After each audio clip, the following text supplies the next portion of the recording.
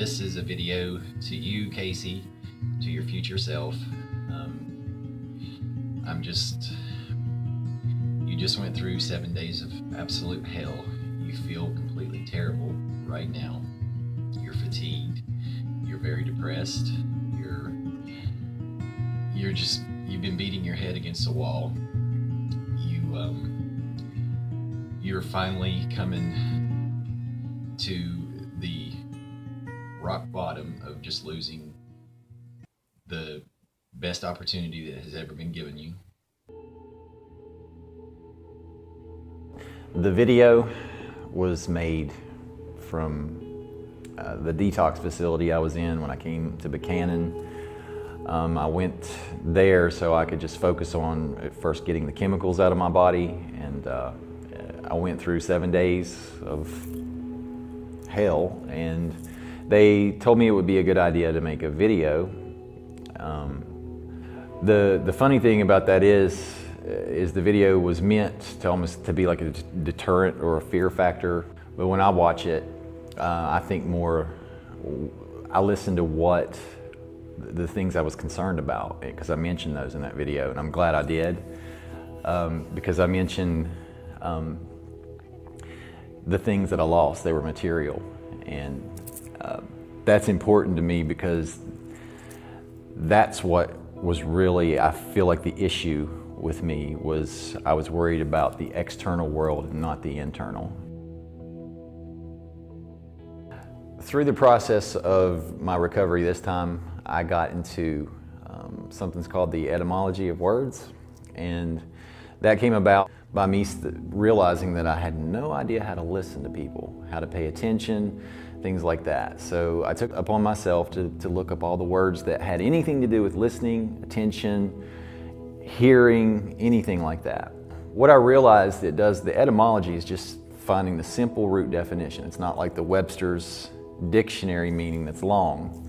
And what it did with my mind, by finding the simple, small root definition, it helped untangle the confusion that I had. And what that helped me do was realize when I wasn't listening, when I would go to these meetings, and these meetings are about sharing, and I'd realize I wasn't hearing the people that were sharing going around the table, I realized I could define when I wasn't listening, and that helped me fix a lot of my problems. So I began to use this in a lot of the other areas of my life. My choice in the changing of my name, or what I would really call it, is using the full name I was given, came about as I started to look up the origin and the meaning of words, and one day I decided to look up the meaning of the word Casey. And when I saw that it meant vigilant, I was like, great, I can really use that. So I took it a little further. I was like, well, I wonder what my middle name means, and my middle name is Earl. And of course, it means a chief, ruler, or king, or a nobleman. So I like to think of my name now as the Vigilant King, Casey Earl. So I decided to start using a different name, and it was a time in my life where I really needed a change. I really wanted a change, and what better way to start than with your name? Art, as I've always known it, was just, sketching, painting, whatever, taking a photograph and trying to make it look as real as possible, which that's how I started. I used to be able to take a photograph and sketch it with pencil and make it look just like the photograph.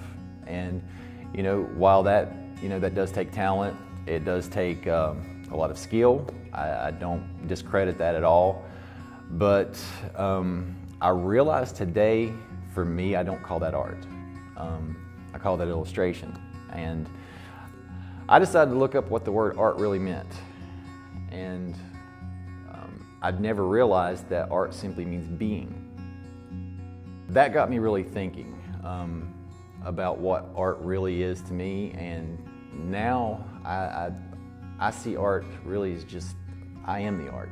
Anytime I paint now, or draw, or sketch, for me, that's me trying to say what I am, or who I am, or that I am.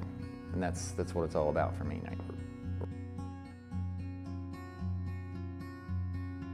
I realized, as far as my process in painting, I realized the best way to go about it is to look at it as a conversation. I have the idea in mind of what it is I want to say about me, and of course I sketch it first. But as I do the painting though, it's all in color. So this is where it starts to take shape.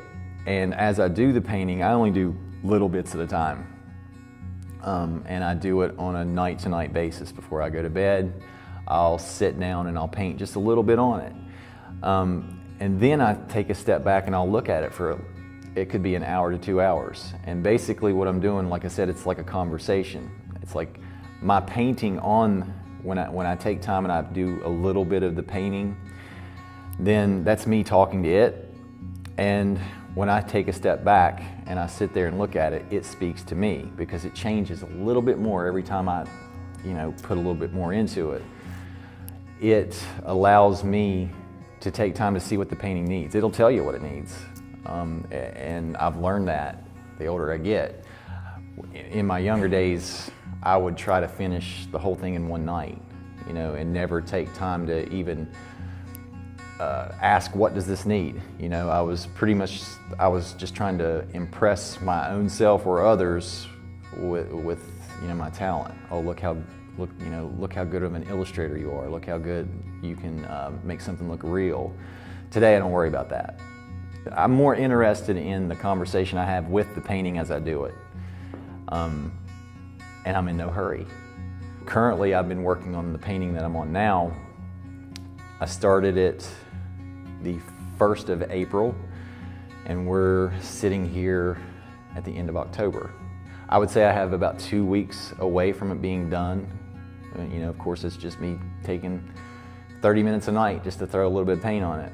And when it's done, it's the greatest feeling of satisfaction. After I paint something that's taken that long, it just, when I step back and look at it, it's like priceless to me. I started a business called Casey Earls, and this business, it's a repeat of the business that I had just currently lost through my last relapse. It was called Graphics by Casey. So this one,